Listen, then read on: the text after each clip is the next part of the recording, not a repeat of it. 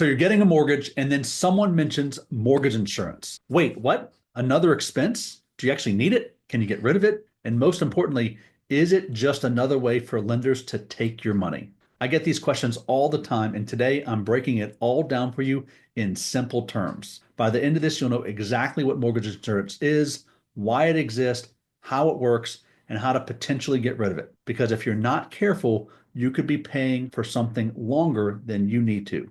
Let's get into it. All right, first things first. What even is mortgage insurance? Here's the deal. Mortgage insurance exists to protect the lender, not you. You heard that right. It's not like homeowners insurance, which protects your house from damage. Mortgage insurance is there to protect the lender in case you stop making payments.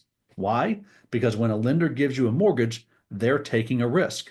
If you stop paying, they lose money. Mortgage insurance is their safety net. It helps them recover some of that money if you default. So does that mean that you're just stuck paying extra money for the protection?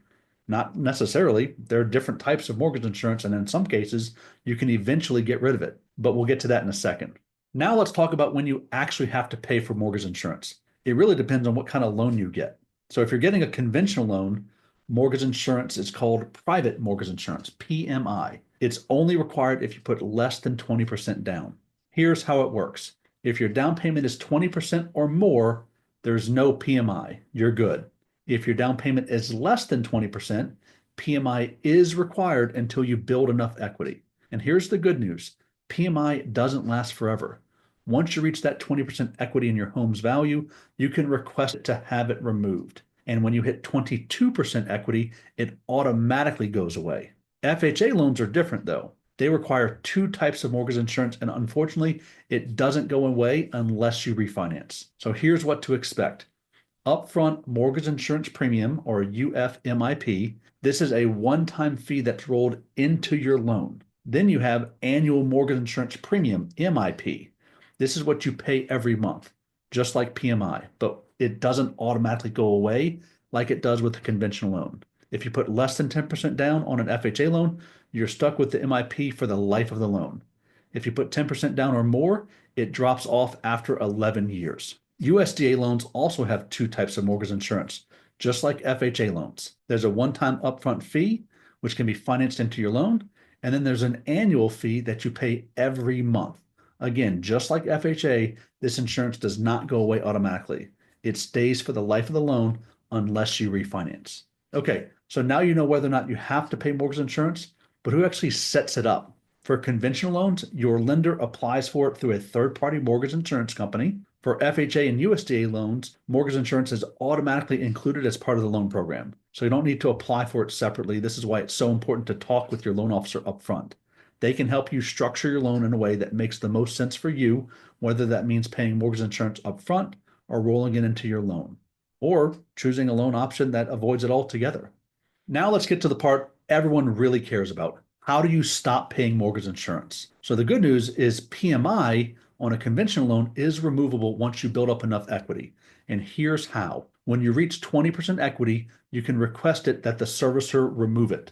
When you reach 22% equity, the loan servicer must remove it automatically. You don't even have to ask. You can also speed up the process by refinancing if your property is appreciated or making extra principal payments relative to the original purchase price. FHA and USDA loans have both MIP and annual fees. The bad news is FHA and USDA mortgage insurance doesn't go away on its own, but you can get rid of it by refinancing into a conventional loan as long as you built up at least 20% equity in your home. If you're not sure if you qualify for refinancing, talk to your lender. They can run the numbers and see if it makes sense for you.